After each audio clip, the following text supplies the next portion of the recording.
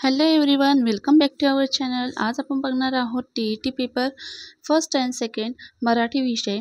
तर पेपर 1 साठी आणि पेपर 2 साठी मराठी विषय जो आहे तर अतिशय महत्त्वाचे प्रश्न आज आपण 30 प्रश्न जाणून घेणार आहोत. 100% तुम्ही याच टॉपिकवर अनेक सराव करा आणि हे प्रश्नांची उत्तरे तुम्ही नक्की करून ठेवा. नक्की यातले प्रश्न हे येऊ शकतात. तसेच त्याच प्रकारे आपल्याकडे आपल्या चॅनलवर समाजशास्त्र या विषयाचे देखील काही व्हिडिओ आहे अपलोड केलेले, तर ते देखील नक्की बघा ज्यांचे समाजशास्त्र हा विषय आहे.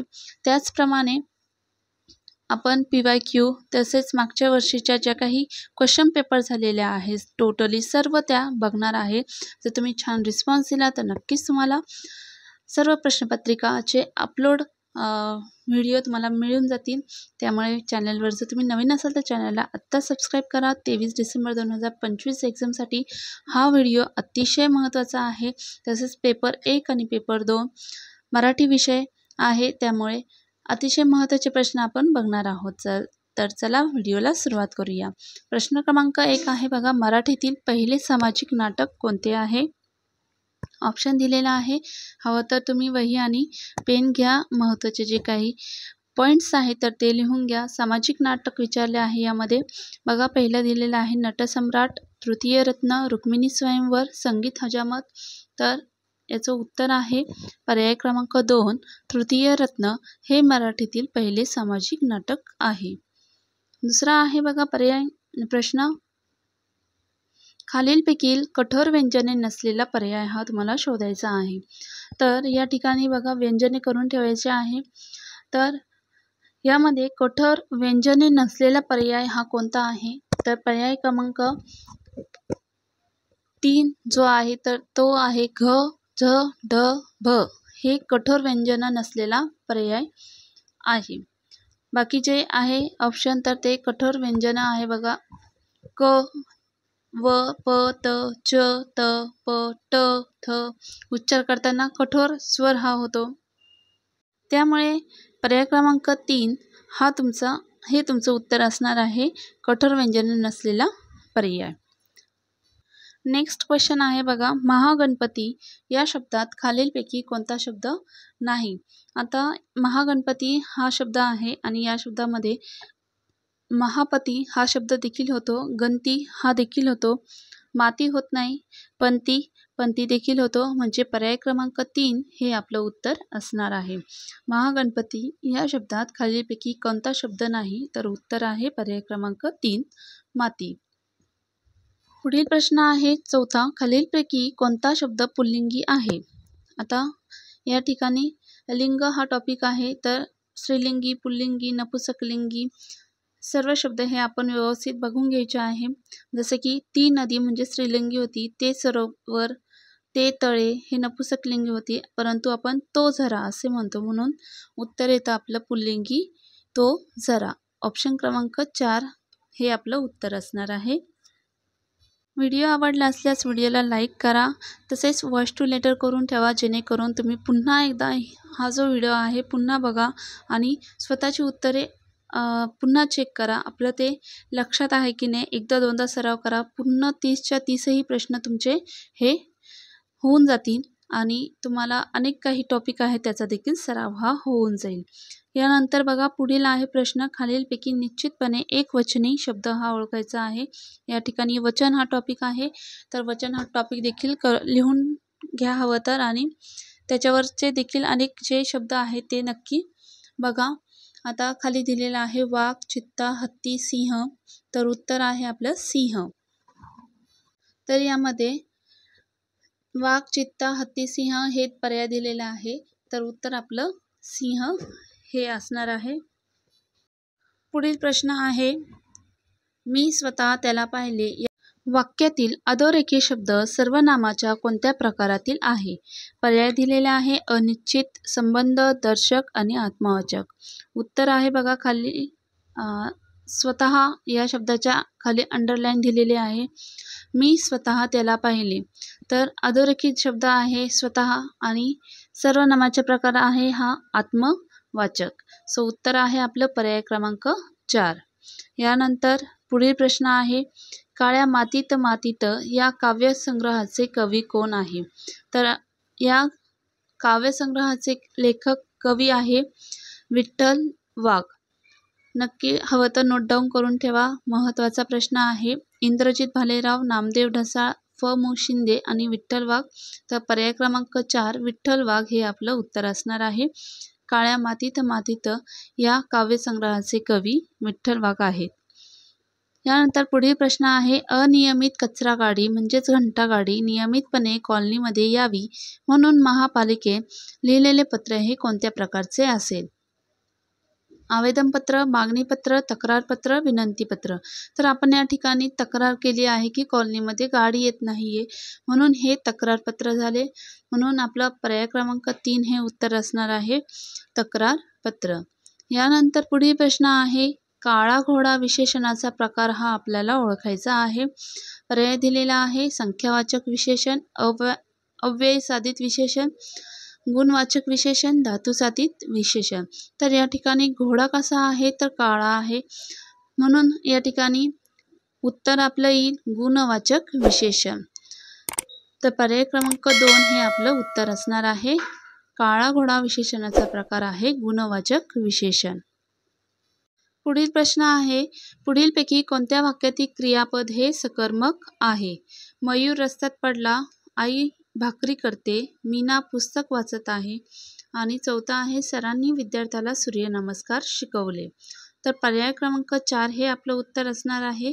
सकर्मक क्रियापद आपल्याला ओळखायचं आहे कोणत्या वाक्यात आहे तर पर्याय क्रमांक 4 हे याचं उत्तर आहे. सरांनी विद्यार्थ्यांना सूर्यनमस्कार शिकवले. तर काय शिकवले यामध्ये? सूर्यनमस्कार. तर बघा पर्याय क्रमांक 4 हे आपलं उत्तर आहे. पुढील प्रश्न आहे. एकनाथ नियमित अभ्यास करीत असे. काळ ओळखायचा आहे आपल्याला या ठिकाणी. रीती वर्तमान काळ, अपूर्ण वर्तमान काळ, रीती भूतकाळ आणि साधा वर्तमान काळ. तर या ठिकाणी एकनाथ नियमित अभ्यास करीत असे म्हणजे नियमित अभ्यास करीत असे हा भूतकाळ आहे आणि रीतिवाचक आहे. तर बघा पर्याय क्रमांक 3 हे आपलं उत्तर असणार आहे रीती भूतकाळ. रीती वर्तमान काळ नसणार आहे कारण की अभ्यास करीत असे सांगितले आहे, म्हणून पर्याय क्रमांक 3 हे आपलं या ठिकाणी उत्तर असेल. नेक्स्ट क्वेश्चन आहे बघा. पुढीलपैकी कोणत्या गटातील शब्द क्रियाविशेषण या शब्दजातीतील आहे? जसे की अरेच्चा, अबब, अतएव, म्हणून, सदा जिकडे, विना, वाचून. तर या ठिकाणी बघा प्रश्न काय विचारलेला आहे की कोणत्या गटातील शब्द क्रियाविशेषण या जातीतील आहे? तर मग क्रियाविशेषण कोणतं आहे या ठिकाणी? सदा आणि जिकडे, म्हणजे पर्याय क्रमांक 3 हे आपलं उत्तर असणार आहे. सदा आणि जिकडे. यानंतर पुढील प्रश्न आहे बघा. मुलांनो चांगला अभ्यास करा या वाक्याचा प्रकार ओळखा. तर या ठिकाणी हे वाक्य जे दिलेले आहे त्याचा प्रकार आपल्याला या ठिकाणी सांगायचा आहे. ऑप्शन दिलेले आहे विद्यार्थ, आज्ञार्थ, स्वार्थ आणि संकेतार्थ. तर या ठिकाणी मुलांना अभ्यास करा असे सांगितले आहे. मुलांना चांगला अभ्यास करा म्हणजे या ठिकाणी आज्ञार्थ वाक्य हे आहे, म्हणजे ऑप्शन क्रमांक 2 हे आपलं उत्तर असणार आहे. यानंतर पुढील प्रश्न आहे. संबोधन दर्शविताना कोणते विरामचिन्ह तुम्ही वापरशाल?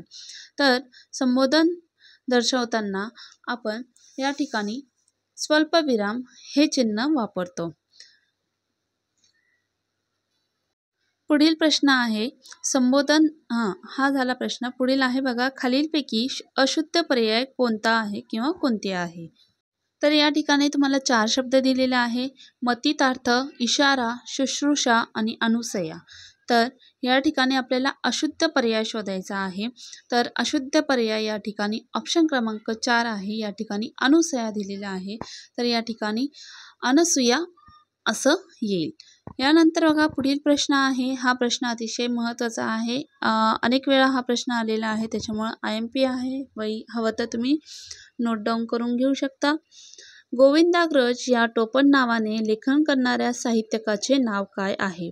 तर साहित्यिक जे आहे तर त्यांचे टोपण नावे हे नक्की करून ठेवा. यावर हमखास एक प्रश्न येतो आणि शक्य झाल्यास कमेंट नक्की करा. हवं तर आपण त्यावर देखील एखादा व्हिडिओ हा नक्की अपलोड करूया. पण हवं तर तुम्ही पहिले कमेंट करा, जेणेकरून आम्हाला देखील मोटिवेशन मिळतं आणि आपण अनेक इम्पॉर्टंट व्हिडिओ हे बनवू शकतो. सो बघा, गोविंदाग्रज या टोपण नावाने लेखन करणाऱ्या साहित्यकाचे नाव आहे राम गणेश गडकरी. म्हणजेच पर्याय क्रमांक 2 हे आपलं उत्तर असेल, रा ग गडकरी. यानंतर पुढील प्रश्न आहे, पुढीलपैकी अर्थाच्या दृष्टीने गटात न बसणारा शब्द या ठिकाणी ओळखायचा आहे. मग पर्याय दिलेले आहे बघा, प्रमोद, संतोष, वल्लभ आणि उद्धव. तर प्रमोद, संतोष, उद्धव या तीनही शब्दांचा अर्थ हा हर्ष किंवा आनंद असं होतो. परंतु वल्लभ हा जो शब्द आहे तर याचा अर्थ हा पती किंवा नवरा असे होतो. म्हणजे हा गटात न बसणारा शब्द आहे. हवं तर तुम्ही नोट डाऊन करून घेऊ शकता. आणि पुढील प्रश्न आता आपण जाणून घेऊया. यानंतर बघा, पुढील प्रश्न आहे, श्री गणेशा या शब्दासाठी विरुद्धार्थी शब्द हा निवडायचा आहे. मग पर्याय दिलेला आहे, ओनामा, इतिश्री, सुरुवात किंवा यापैकी नाही. तर श्री गणेशा म्हणजे काय, आपण कोणतीही गोष्ट करायची असले तर आपण म्हणतो श्री गणेशा करूया, म्हणजेच एखाद्या कार्याची सुरुवात करूया. म्हणजेच सुरुवातच्या विरुद्धार्थी शब्द आपल्याला या ठिकाणी शोधायचा आहे. तर श्री गणेशा याच्या विरुद्धार्थी शब्द हा इतिश्री आहे. म्हणजेच काय, तर शेवट करणे. तर श्री गणेशा याचा विरुद्धार्थी शब्द हा इतिश्री आहे, म्हणजेच शेवट करणे. नक्की हवं तर लिहून घ्या. आणि ओनमा आणि सुरुवात हे आपण श्री गणेशा यासाठी समानार्थी आहे. तर पर्याय क्रमांक 2 हे आपलं उत्तर असणार आहे, विरुद्धार्थी शब्द श्री गणेशाचा इतिश्री. यानंतर पुढील प्रश्न आहे, देवळाच्या कळसाखाली असलेल्या डेऱ्याच्या आकाराची बंदिस्त जागा या समूहासाठी योग्य शब्द तुम्हाला निवडायचा आहे.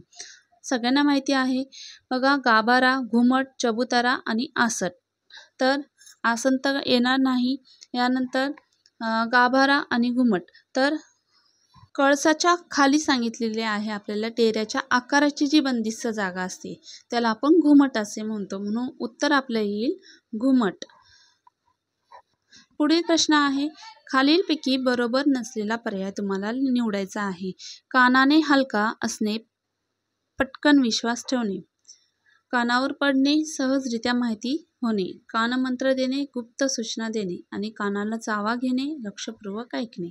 तर बघा, वरचे जे तीनही पर्याय आहे तर ते बरोबर आहे. कानाने हलका असणे, पटकन विश्वास ठेवणे, कानावर पडणे, सहजरित्या माहिती आपल्याला जेव्हा होते की हा माझ्या कानावर पडली ती गोष्ट, म्हणजे आपल्याला सहज ती माहिती मिळते. कानमंत्र देणे म्हणजे गुप्त सूचना देणे आणि कानाला चावा घेणे म्हणजे लक्षपूर्वक ऐकणे नाही. तर पर्याय क्रमांक 4 हे आपलं उत्तर असणार आहे. पुढील प्रश्न आहे, चौकटीतील अक्षरे योग्य क्रमाने जुळून तयार होणाऱ्या म्हणीतील कोणत्या क्रमांकाची शब्द घेतल्यास पृथ्वी या शब्दाला समानार्थी शब्द होईल. तर या ठिकाणी आपल्याला पर्याय क्रमांक 2 हे याचं उत्तर आहे, चौथ्या आणि 8व्या. तर पृथ्वी या शब्दाला समानार्थी शब्द काय असेल, तर जसे की क्षिती, मेदिनी यासारखे शब्द आपण पृथ्वी या शब्दाला समानार्थी शब्द म्हणून वापरतो. पुढील प्रश्न आहे बघा, उतारा आहे, उतार्यावर दिलेले काही प्रश्न आहे. प्रश्न क्रमांक 22 ते 24 म्हणजे 3 प्रश्न तुम्हाला उतार्यावर दिलेले आहेत. तर हे 3 हातचे मार्क असतात, तर ते अजिबातही घालू नका. व्यवस्थित उतारा तुम्ही वाचा. उतार्यावर प्रश्न दिलेले आहे, उत्तरामध्येच उत्तर असतात. त्याच्यामुळे हे जे 3 मार्क आहे ते आपले चुकूनही गेले नाही पाहिजे. बघा, गुरु शिष्य परंपरा भारतीय संस्कृतीमधील महत्त्वाचा भाग आहे. प्रत्येकाच्या जीवनात आई वडील हे महत्त्वाचे असतातच, पण या जगात वावरताना आपला हात धरून जो आपल्याला शिकवतो, ज्ञान देतो, प्रसंगी कठोर बनवतो, पण तसेच आपल्यावर प्रेमही करतो, तो शिक्षक असतो. गुरु मार्गदर्शक, शिक्षक, टीचर नावे काहीही आणि कितीही असोत, या जगात आपल्याला ताठमानेने जगायला शिकवणारा शिक्षकच असतो. गुरु आणि शिष्य हे नाते खूपच अलौकिक आणि निराळे असते. आपल्या व्यक्तिमत्वावर त्यांच्याकडून संस्कार केले जातात. संस्कृती, परंपरा, चालीरीती, आदर अशा गुणांचे पैलू पाडले जातात. त्यामुळे विद्यार्थ्यांचा नेहमी गुरूंचा सन्मान केला पाहिजे आणि त्यांच्याविषयी कृतज्ञता व्यक्त करून त्यांचे ऋण फेडण्याचे ऋण फेडण्याचा प्रयत्न केला पाहिजे. म्हणजे अतिशय मन लावून तुम्ही हा पहिल्यांदा एकदा उतारा वाचून घ्यायचा आहे. आपल्याला इझिली लगेच उत्तर हे मिळतात किंवा प्रश्न वाचून घ्या, आपल्याला उतारा वाचता वाचता लगेच प्रश्नांची उत्तरे हे सापडतात. सो त्यामुळे उतारा हा व्यवस्थित वाचून घ्यायचा आहे. आता उत्तरावरील आपण प्रश्न बघूया. पहिला प्रश्न आहे, ताठ मानेने जगणे या वाक्प्रचाराचा अर्थ काय आहे ते सांगा. तर बघा पर्याय दिलेला आहे. पर्याय क्रमांक 1 आदर करणे, दुसरा आहे सन्मानाने जगणे, तिसरा आहे ज्ञान देणे, चौथा आहे संस्कार करणे. तर उतार्यावर आधारित हा प्रश्न आहे. उतारा व्यवस्थित वाचायचा आहे. आता मी तुम्हाला डायरेक्ट उत्तर सांगते. तर पर्याय क्रमांक 2 म्हणजे सन्मानाने जगणे हे या वाक्प्रचाराचा अर्थ आहे. त्यानंतर पुढील प्रश्न आहे 23वा, विलक्षण या अर्थाचा उत्तरातील शब्द हा आपल्याला या ठिकाणी शोधायचा आहे. तर विलक्षण या शब्दाचा अर्थ हा होतो अलौकिक. पर्याय क्रमांक 3 हे याचं उत्तर आहे. व्यक्तिमत्व, आकृती, अलौकिक सामर्थ्य असे 4 ऑप्शन दिलेले आहे, परंतु त्याचं उत्तर असणार आहे पर्याय क्रमांक 3 अलौकिक. यानंतर प्रश्न क्रमांक 24वा आहे, भारतीय संस्कृतीतला महत्त्वाचा भाग कोणता आहे. हा देखील उतार्यावरील प्रश्न आहे. गुरु शिष्य परंपरा हे याचं उत्तर असणार आहे.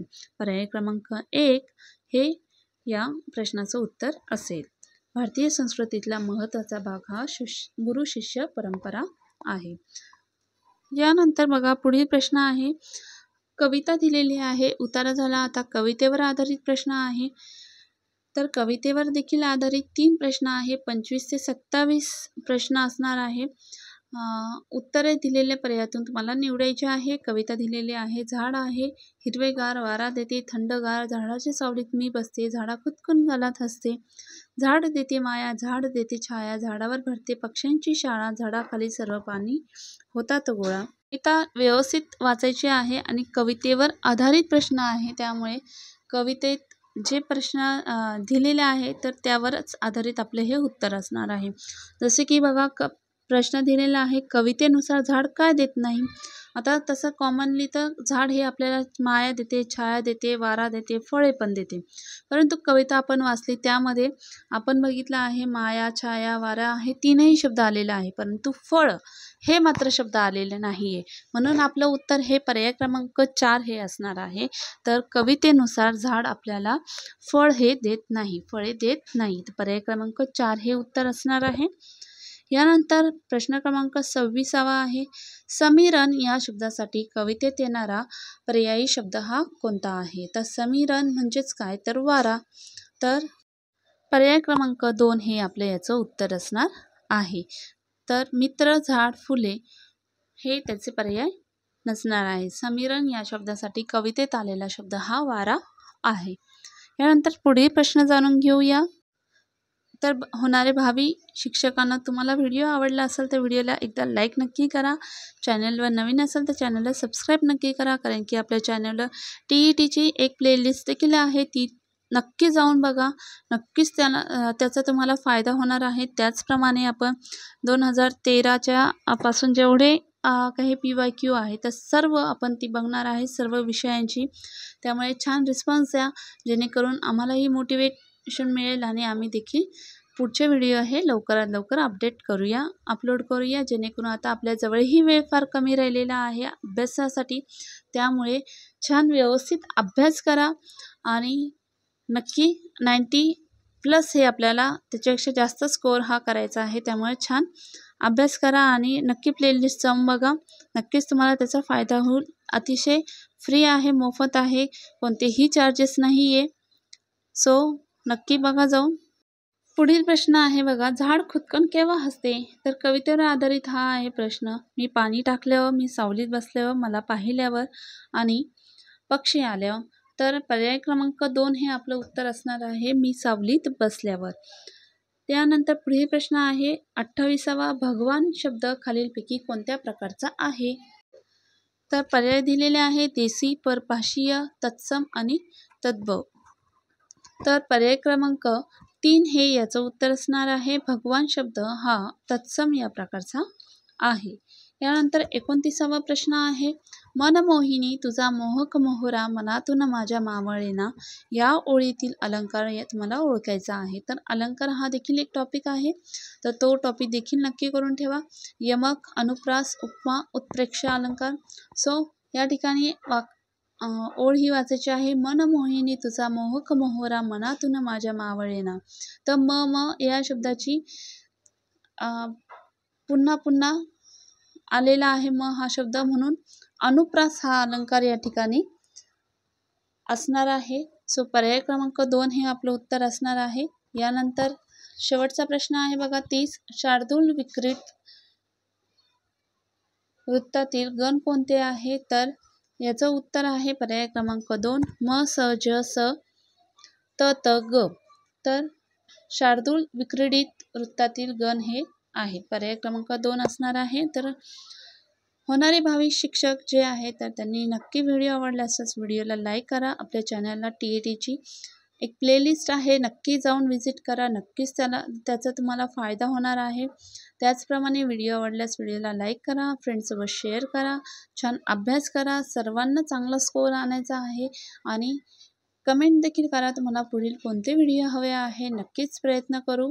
आणि आपण आपल्या चॅनलवर सर्व वर्षाच्या PYQ ह्या टाकणार आहेत अतिशय मोफतमध्ये, त्यामुळे टेन्शन घेऊ नका. छान अभ्यास करा. दिवस फार कमी राहिलेले आहे. All of you best of luck. So छान अभ्यास करा. See you soon in the next video.